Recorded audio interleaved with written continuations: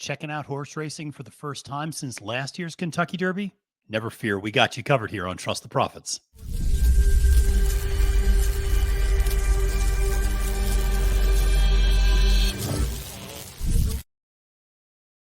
Salutations and welcome, friends, to another special episode of Trust the Profits. We are here today looking at a Derby's beginner guide for all those folks who may just tune in to the fastest 2 minutes in sports every year and want to know a little bit about this year's race in 2023. Thank you for joining us. My name is Matthew DeSantis. You can find me on Twitter at the handle @FailedToMenace. Now, before we get any further, make sure to press that subscribe button here on YouTube. If you're new to horse racing and you want to get more involved in it, this is a great way to do it. We have a ton of great content for all skill levels, from beginner, intermediate, advanced. We got all sorts of different content for you, whatever you're interested in. If you just want to check us out one time a year, that's okay too. It still helps to press that subscribe button. Like this video and comment below with what you're looking forward to on Derby weekend. Well, like I said, this video is devoted to all those folks who may have just pulled a little bit of a Rip Van Winkle and have been asleep at the wheel for the last few months, need some catching up on the Derby trail and who is going to be running for the Roses the first Saturday in May 6th at Churchill Downs. So let's talk a little bit about the Derby. And let's talk a little bit about who's going to be running. What are some of the dynamics in this year's race? What are some things to look for, etc. So this is really a beginner's guide to get you up to speed so that when you go to those Kentucky Derby parties, you can drop a couple tidbits of information, sound pretty smart, hopefully make a little money in the Kentucky Derby pool and make a little money in the wagering as well. So excited to talk about this year's Kentucky Derby.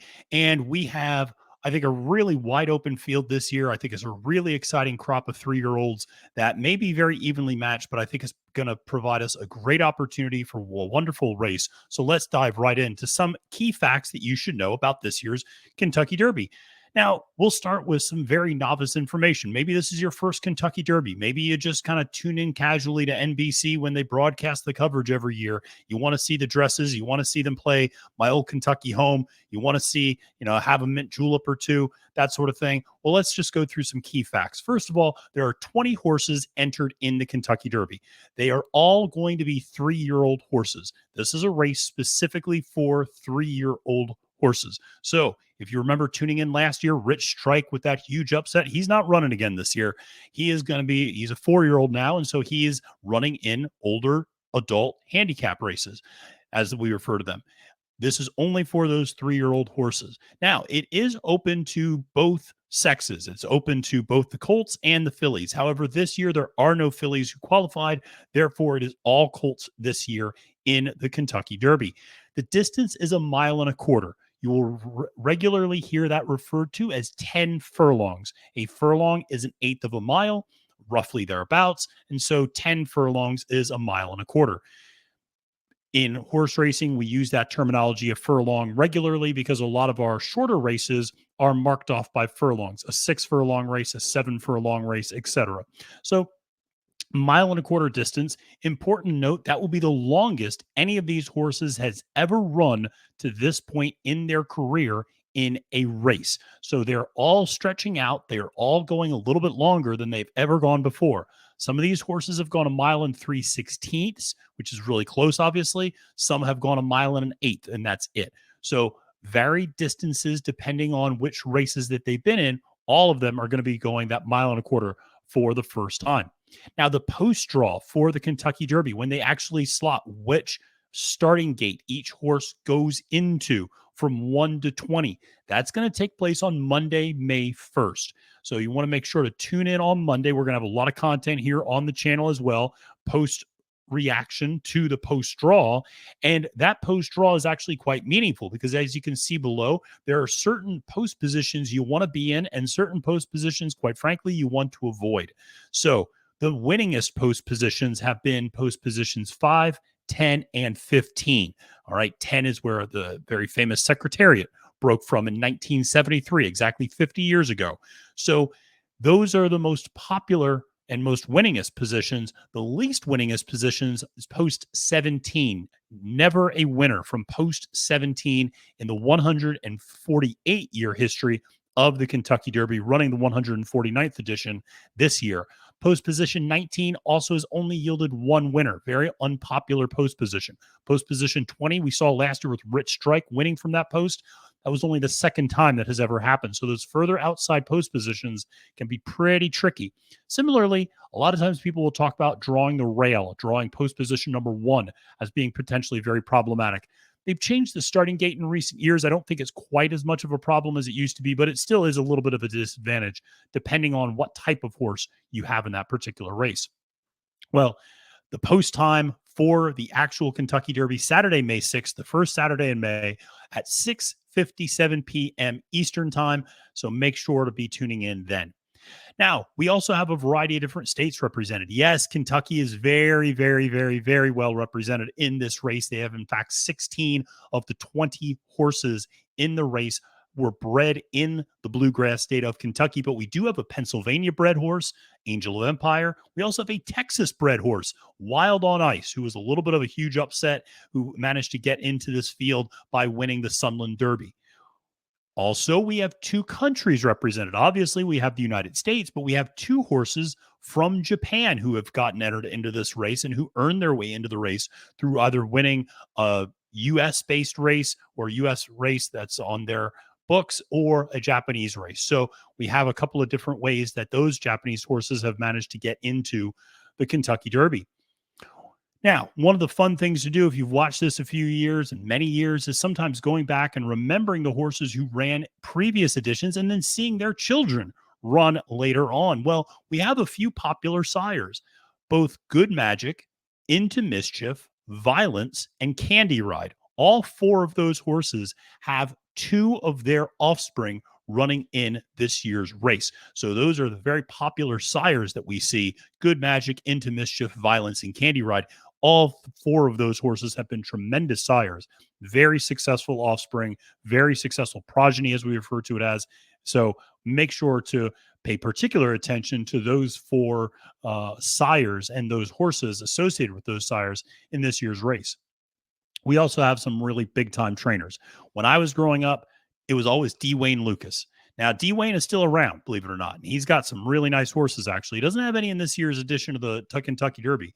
But this year, we have three big time trainers who have multiple entries in the race, starting with Brad Cox, who has four horses entered in the race, the most of any trainer. Todd Pletcher, a very common New York based trainer who is, a common scene and familiar face on the Kentucky Derby trail. And then Tim Yakteen from out in California has two horses. We'll get into that a little bit more later as to why that is, but one of those is a former Bob Baffert horse who he is training. Now, the reason that he's now training that horse is Bob Baffert is still suspended from entering horses in the Kentucky Derby due to a positive drug test of his horse Medina Spirit, who crossed the finish line first 2 years ago, but was disqualified as the winner and purse money was taken away, et cetera, et cetera. Bob Baffert not allowed to enter horses for a period of 2 years at Churchill Downs. And so his horses that he has as 2-year-olds and 3-year-olds are not eligible to run in the Kentucky Derby. Therefore, he transferred those horses to other people's barns. One of those horses, Reincarnate, ended up with Tim Yakteen. And so these are some of the key facts that you should know for this year's Kentucky Derby.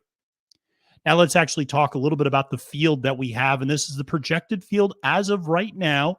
And I'm recording this on Tuesday, April 25th. So there may be one or two horses that defect, and that would actually bring in one or two other horses that are kind of on the bubble in terms of the point system that they used in determining who gets into the field. The points are determined by how you do in the various Kentucky Derby prep races. Full field of 20. You have Forte, who's a Todd Pletcher trained horse, has been running out of Florida the last several times out, is often considered, I think, the odds-on favorite in terms of the betting line favorite. Perhaps some people will disagree about whether or not he is the favorite to actually win, but is certainly the odds-on favorite from a morning line and betting line standpoint. You have a lot of really interesting horses here. Practical Move from Tim Yakteen. That's one of his original horses that he was always been training, whereas Reincarnate, who you'll see on the other side of the screen and a little further down, is the Bob Baffert trained horse that he has taken over. Angel of Empire is one of the four Brad Cox horses, along with Hit Show, Verifying, and Jace's Road. Then you have Larry Ravelli, who's been a longtime Kentucky Derby trainer, who is entering this year for the first time in the Kentucky Derby with 2 fills. You see another Todd Pletcher horse, Tapit Trice. Another one with him is Kings Barnes. So you see a lot of those familiar faces there. And you see the 2 Japanese horses, Derma Sotogake and Continuar. Those are the 2 Japanese horses that are running in this year's race. Very exciting to see what they're going to do. You see some other big names, obviously. Steve Asmussen, the winningest trainer in North America with a horse Disarm, who I think some people think might be a little bit of a live long shot. You see a trainer like Ken McPeak, who's been around the block a few times, obviously a very well-known trainer in the sport with a long shot, Sun Thunder. You see a horse like Confidence Game, Keith DeSormo. You might remember his brother Kent DeSormo, very famous jockey as well. So you see a lot of really interesting names. You see some new names, Lord Miles from Saffie Joseph Jr. down in Florida. You also see a gentleman, Ben Colebrook, with the horse Raised Cane. Some newer faces, which is always good to see, as well as Gustavo Delgado with Mage. And then you see Joel Marr with Wild on Ice, a horse that, like I said, took a crazy route to win this and won the Sunland Derby as a big upset and managed to qualify for the Kentucky Derby. Will probably be the biggest long shot in the field. But it's interesting. He's taking the same route that another very famous long shot from the Sunland Derby took, which is Mind That Bird, came out of that Sunland Derby as well. Now, Mind That Bird had a little bit more back class, as we would refer to it, had some very successful races as a 2-year-old and was a pretty good horse. Wild on Ice kind of popped a little bit out of nowhere in that Sunland Derby, but obviously rooting for him. Personally, I used to live in El Paso, Texas for a little bit, and Sunland Derby is right down the street in New Mexico. So really excited for that horse to show his stuff. But a full field, a very interesting field for how they're all going to play out.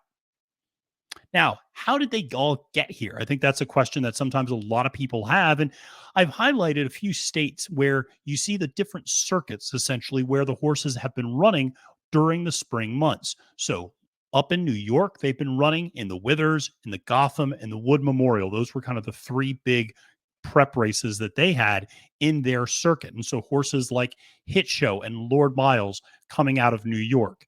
Then you look down in Florida, you have Gulfstream Park and Tampa Bay Downs. Both of those tracks hosted various Kentucky Derby prep races. Gulfstream Park had the Holy Bull, the Fountain of Youth, and then the Florida Derby.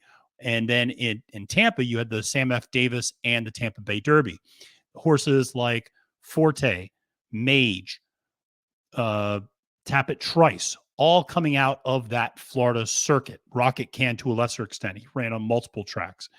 Then you have Louisiana, the fairgrounds in New Orleans, which is where they run.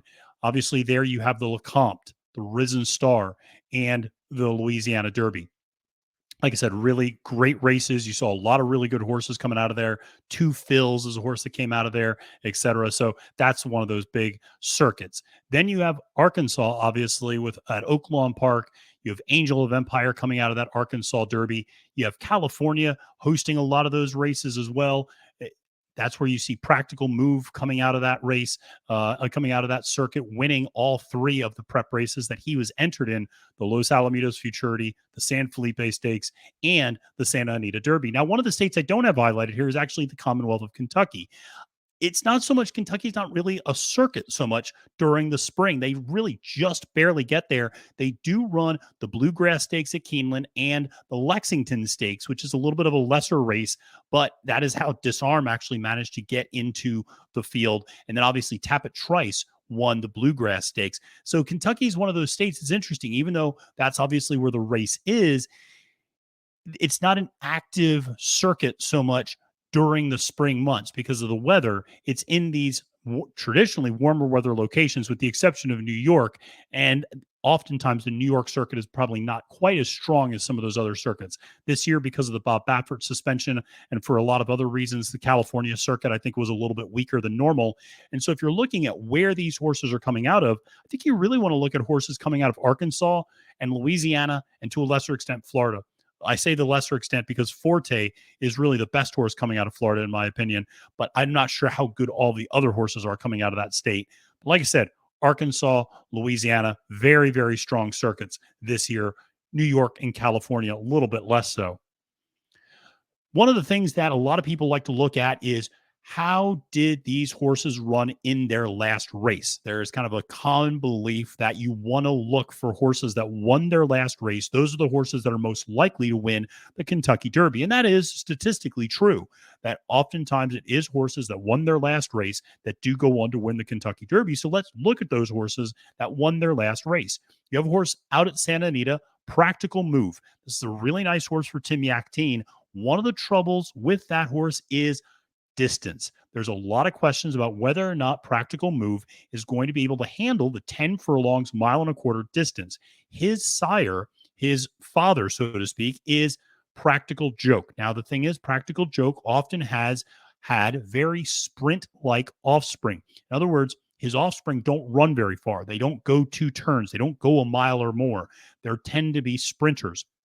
So it's a little bit of a concern if Practical Move can get this much longer distance.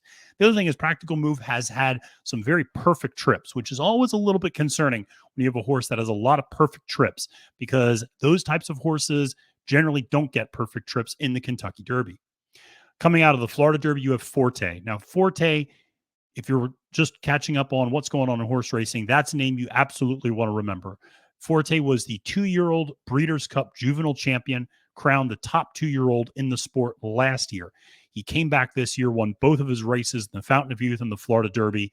Very formidable horse. The concern, I think, with Forte is that he has not taken a massive progression from 2-year-olds to 3-year-old. He's gotten a little bit better, but from a speed standpoint, we tend to think of him as being largely kind of the same type of horse he was as a 2-year-old. Now, he was a very special 2-year-old, so he's still a very, very good horse, and he's a horse that's shown a champion's desire to win. Even when he's faced adversity in his races, he comes back, he battles back, he's always there late. He's a very gutty horse. There's a lot to like about Forte, beautifully bred horse as well, for trainer Todd Pletcher. Now, the Arkansas Derby, you have Angel of Empire. This is one of those Pennsylvania bred horses, and one of the few non-Kentucky bred horses in the field for trainer Brad Cox. This is a horse that seems to be getting better and better the longer and longer the races get. So this is a horse that you would presume going a mile and a quarter would really like that distance. Also, this is a horse that will be coming from the back. Both Forte and Practical Move are what we would refer to as kind of stalking or mid-pack horses. They will be close to the lead, but not too close to the lead. Practical Move will probably be sitting third or fourth, Forte a little further back. Angel of Empire, he's a closer. Now, Two Phils, really a horse that's really cool. And yes, I did spell that stakes right. Jeff Ruby, the very famous steakhouse, the Jeff Ruby Stakes is spelled exactly like that. Two Phils is a really interesting horse. The Jeff Ruby Stakes is held on a synthetic track. It's not a dirt track. It's not a turf track. It's synthetic. It's a slightly different surface. Two Phils won that race convincingly with a really impressive speed figure, which I'll talk a little bit more about in a second. The concern, however, is whether or not that speed figure translates to, and his performance translates back onto the dirt. Now, here's the thing about Two Phils. He has been bred for the dirt. All of his other races were on dirt, in fact. And he's won over the dirt at Churchill Downs, which is a really big deal. He's a horse that's very versatile. He's a very hard running horse. He's a horse that tends to always manage to hit the board, finish in the top 3. So this is a horse that might be a really big price, but I think would be an intriguing horse to include in something like an exacta bet or a trifecta bet. Louisiana Derby, you have a horse like Kingsbarns. This is a horse that is going to go gate to wire, is going to try to go to the lead. Another Todd Pletcher trained horse, very impressive horse, obviously, but a horse that is only just starting to his career, only 3 career races under his belt. This is going to be a big test, obviously, going to the Kentucky Derby. And then you have the third of the 3 Todd Pletcher horses with Tappet Trice, who won the Bluegrass Stakes, also won the Tampa Bay Derby before that. Very good horse, but he struggles getting out of the starting gate. He's often starts slow, and that's a real problem in a 20-horse field like the Kentucky Derby, because oftentimes you can put yourself really behind the 8 ball before the race even starts. Now, a very intriguing horse is Confidence Game.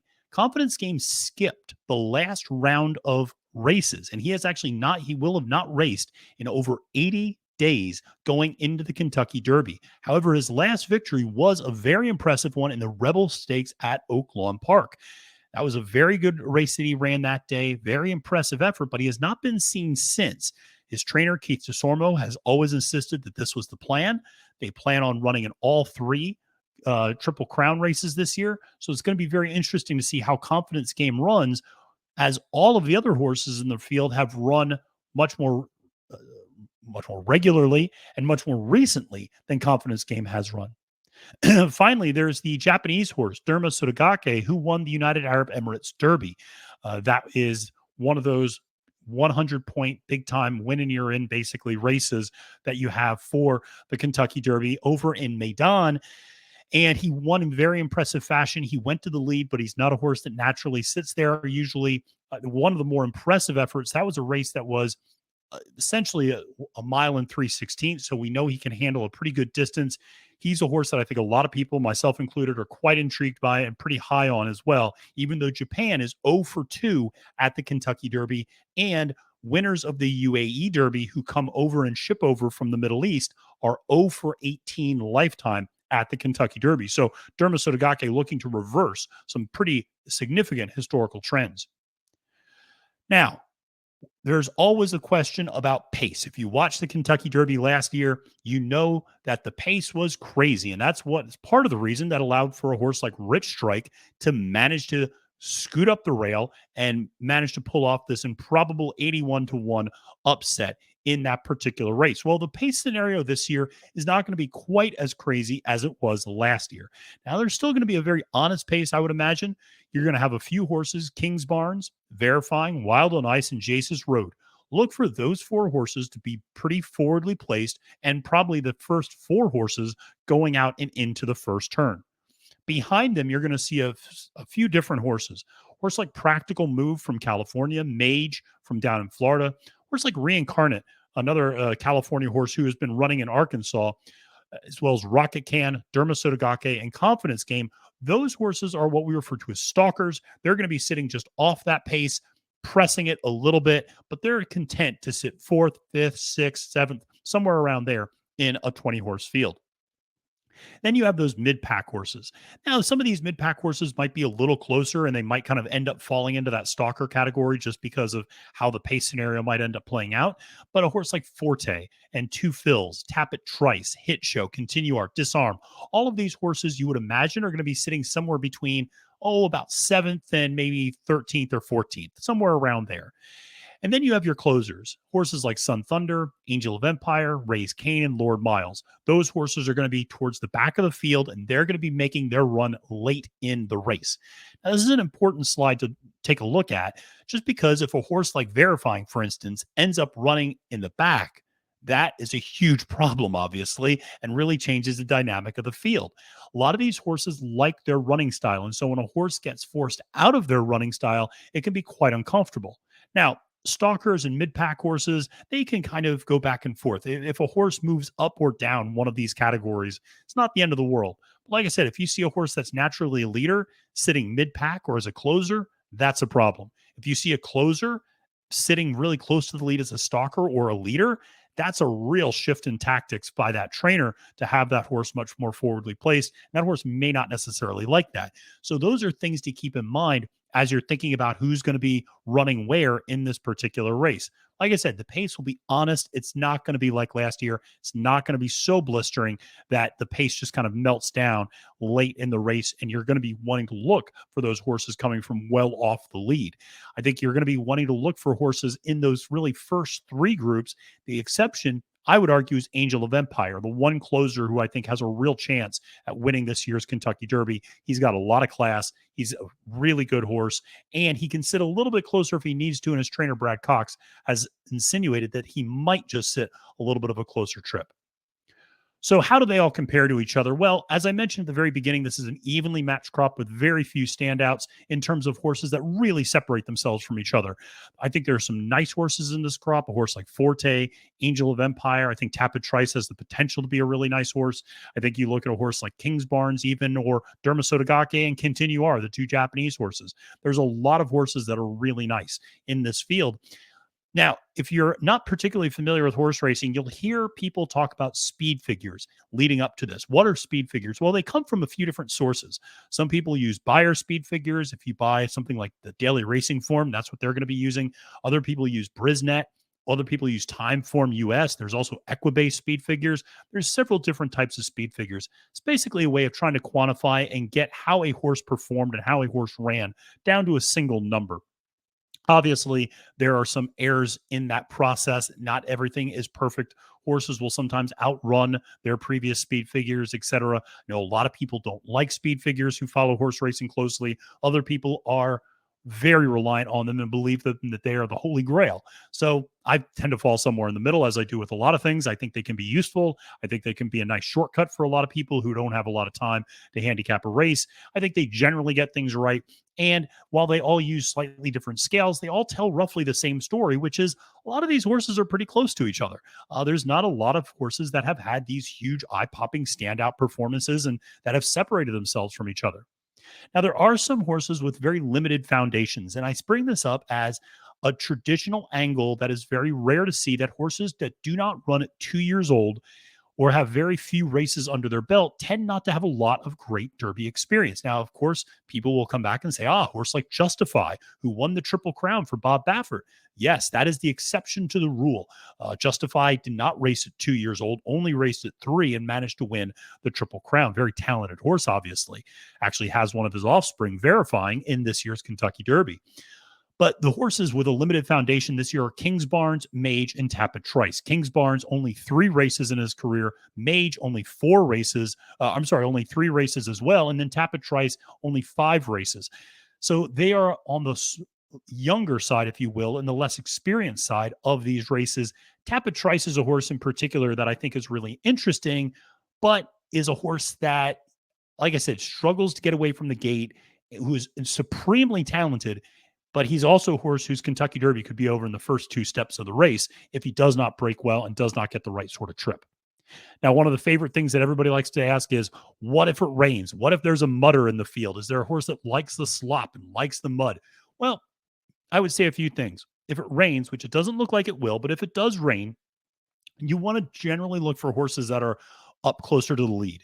I say that as a general rule of thumb. And again, we're painting with a broad brushstroke here, but generally speaking, horses up on the front tend to do better when it's rainy and sloppy outside, because the horses behind them are taking that kickback, that mud kickback of all the other horses in the race. Horses generally do not like that sort of muddy kickback. And so a lot of times you do want to look at horses that are pretty forwardly placed as being ones who excel in those types of conditions. So if it is rainy that day, and like I said, doesn't look like it will be, you want to look at horses that are forwardly placed. I did also list these 3 horses: Two Fills, Confidence Games, and Hit Show.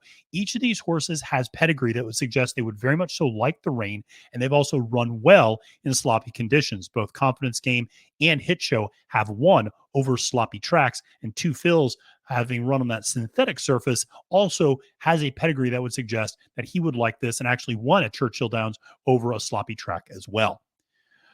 Well, that is going to do it for this beginner's guide of the Kentucky Derby. For those of you who are veterans, you knew a lot of this stuff already. But for those of you tuning in for the first time, I hope this was informative. I hope this kind of helped orient you a little bit to this year's Kentucky Derby and gave you a sense of what you should be looking for. And because you stuck around until the very end, I'm going to give you one final tidbit of information. And that is trainer Todd Pletcher, who has 3 of the biggest favorites in the race with Forte, Tapit Trice, and Kingsbarns. A little bit of a statistic for you to use, show out to your friends. Todd Pletcher, career at the Kentucky Derby, 2 wins in 62 tries. 62 entries into the Kentucky Derby, only 2 wins. None of his horses have even finished in the top 3 since 2018. So even though he has a very, very impressive crop here, he does not have a long history of doing well in this particular race. So keep that statistic, and you can look extra smart at your Kentucky Derby party. Well, thanks so much, everybody, for tuning in to this beginner's guide to the Kentucky Derby. Make sure to press that like button. Make sure to follow me on Twitter at the handle @FailDeMenace, and throw us a follow here on YouTube at Trust the Profits if you want to get a little bit more involved in horse racing. Until next time, friends, my name is Matthew DeSantis, wishing you a great and profitable day at the races, and reminding you that it's now post time.